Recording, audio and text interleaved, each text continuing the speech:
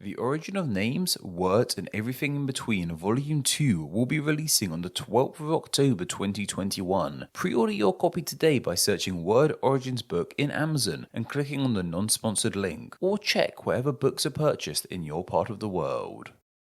The United States of America is way more than just the 50 states that it is so famous for. Many other parts of the world and geographic entities come under the rule of the world's third most populated country. Among these we have the nation's territories. Territories are no new thing for us here at Name Explain. Many other nations have territories or something similar across the world, and the USA is no exception. These US territories are parts of the world that, while do belong to the United States, are not quite fully American. This means that some of these territories can pass their own laws and legislation. However, on the other side of the coin, it means that some of the people who live in these territories do not get the full rights of citizens born in the main 50 states, despite fundamentally being American citizens. These territories really range in size and scope too. Some of them are merely tiny islands with no native inhabitants, other than some birds and plants, while others are teeming with life and culture, and might potentially be full-on states at some point in the future. All in all, the USA has 16 territories, though 2 of those seem to be disputed, so we won't bother with them for ease's sake. That gives us 14 territories which no one is arguing about. These 14 territories are often split into 2 groups, the inhabited territories and the uninhabited territories. 9 of these territories are uninhabited, meaning they have no native or permanent human population, while the other 5 are inhabited, meaning they do in fact have a permanent human population. However, these territories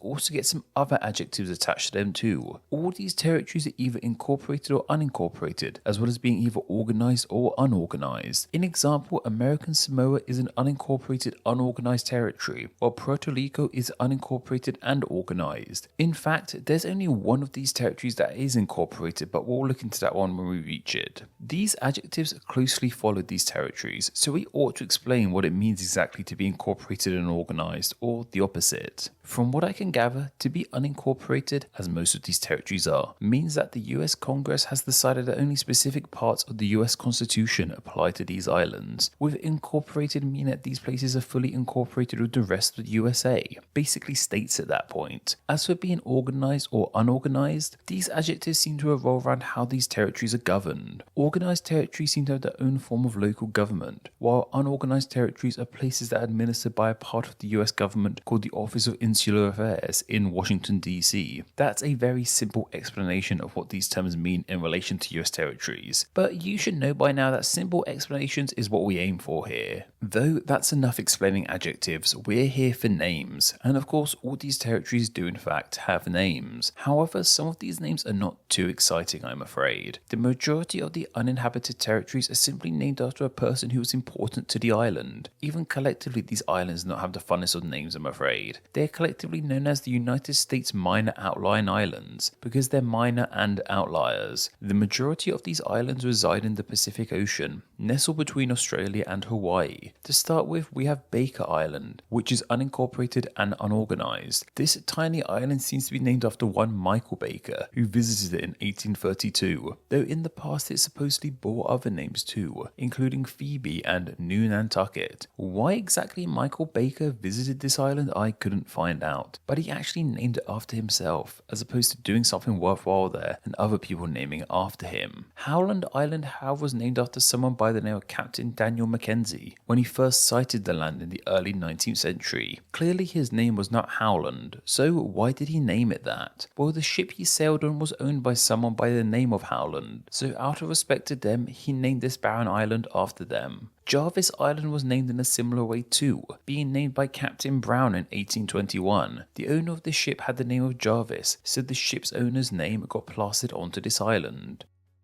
The Johnston Atoll is pretty close to the state of Hawaii. This one was named after Captain Charles Johnston, who came across the atoll by accident in 1807. As this atoll is so close to Hawaii, it has a native Hawaiian name too, that being Calamar. Kingman Reef is named a reef as at times it is completely underwater. This royally entitled reef was named after one Captain E.W. Kingman. Captain Kingman is a seriously cool name. that's for sure. Midway Atoll is actually not named after someone with the name Midway. Those origins still isn't too exciting. If you couldn't guess by the name, this atoll denotes a midway point, specifically the midway point between North America and Asia. However, with Wake Island, we once again have an island named after some dude, with this dude being one Captain Samuel Wake. The Palmyra Atoll is one of particular interest, as out of all the territories, inhabited or not, this is the only one to be incorporated. This seems to be the case because it was incorporated with the rest of Hawaii in 1900. However, when Hawaii became a full-on state, this atoll didn't get to join in, so it got left being incorporated. Though as for that name, it comes from an American vessel with that same name of Palmyra. The captain of this vessel was one Captain Swall, and in 1802 he took refuge on this island. The last of these 9 uninhabited territories is Navassa Island. This one is different to the rest as it's not in the Pacific Ocean, but rather in the Caribbean Sea. Being in the Caribbean means it was of course named by one Mr. Columbus. He created this name from the Spanish term of Nava, which means flat plain / field. This is because the island is rather flat. Anyway, that's the uninhabited islands covered. Let's look into those more well-known populated territories of the USA, starting by heading back to the Pacific with American Samoa. This is named so as it's the American-owned part of the Samoan Islands. Just Samoa unto itself is a fully independent nation. This means we have to ask ourselves, where exactly does the name of Samoa come from then? Well, simply put, we aren't too sure. However, we have a handful of fun ideas. One idea is that it came from an ancient Polynesian chief who had this name and then passed it on to the people, while another idea is that it simply means the place of the moa. I guess in this case, Mo was the people's original name. One other idea is that it comes from a combination of the words sacred and moa, with the moa in this etymology being the name for the center of the earth. This etymology relates to the idea that the Samoan people were created from the earth of their islands. Also in the Pacific Ocean, you will find the US territory of the North Mariana Islands. It seems that there are more than just these islands, it's just the northern ones that belong to the USA however. Despite being in the Pacific Ocean and ruled by the USA, this name is of Spanish origins. They were given this name in 1668 by one Diego Luis de San Vitoles. He named the island in honor of Mariana of Austria, the region of Spain at the time. Also, if this name sounds familiar to you in regards to a geographic location, that might be because the most famous thing about the Mariana Islands lie beneath the sea. That is with the Mariana Trench, the deepest ocean trench on Earth. The next territory is back in the Caribbean and is one we've already covered in a dedicated video, that being the Virgin Islands, the US Virgin Islands of course, as there's the British ones too. As we covered in that video, Columbus named these Caribbean islands too. He named them in honor of St. Ursula, whose famous story has her traveling across Europe with her band of 11,000 virgins. That's an awful lot of virgins. Though perhaps the most famous of the USA's territories is with the island of Puerto Rico, referred to by many as the USA's 51st state. This is of course a Spanish name, not one given by Columbus however. At first he gave this island the suitable name of San Juan Bautista in honor of St. John the Baptist. This name slowly gave way to the current name of Puerto Rico however. This name translates to mean rich port. It was given this name as huge supplies of gold were found in the island's river, making the ports of this island pretty darn rich. The island's older name does live on however, in the name of the territory's capital, San Juan.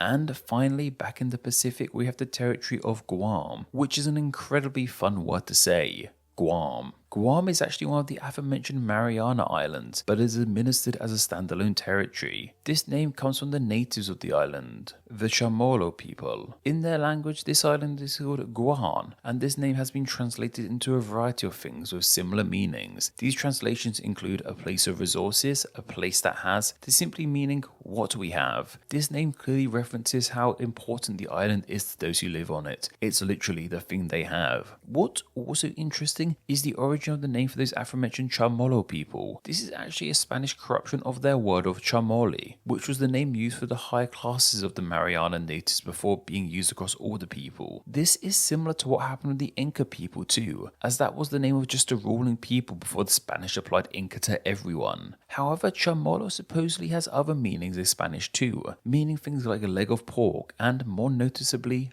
bald. These other meanings of the word led to people perceiving these people differently. Perhaps most noticeably is how in old pieces of art depicting the Chamorro people, they are often drawn with bald, monk-like heads, while that really wasn't the case. Anyway, whether you're a researcher studying birds or coral in one of those uninhabited islands, or living in a thriving city in somewhere like Puerto Rico or Guam, hopefully now you have a better understanding as to how these territories got their names. Now, I should really cover the states of the USA one of these days, shouldn't I? Guam and the Chamorro people were suggested by Jenny Snyder, and thanks to their suggestion, they will now be honoured as Name Explain's patron saint of Guam and the Chamorro people. Do you have a good idea for somewhere that's name could be covered in a Name Explain video? If so, then please consider donating on Patreon. Just $1 a month helps keep the channel running and earns you a weekly chance to suggest somewhere to be turned into a video, and you too could be a Name Explain Patreon saint. Thank you to all my patrons who support Name Explain on a monthly basis. Patreon is vital to Name Explain, and donating just $2 a month allows you to enjoy ad-free videos and bonus Patreon exclusive content. It also allows you to help choose what names get explained in upcoming videos, and gets your name here with all these awesome people. Thank you so much for all the support you guys give Name Explain. Thank you so much for reaching the end of the video. Check out another video and subscribe to stay in the loop on all things Name Explain. Don't forget to follow me on Instagram where I'm Name Explain YT, and also join the Facebook group Friends of Name Explain, both of which will be linked down below. Anyway, I hope you enjoyed this video, and once again, thank you all so much.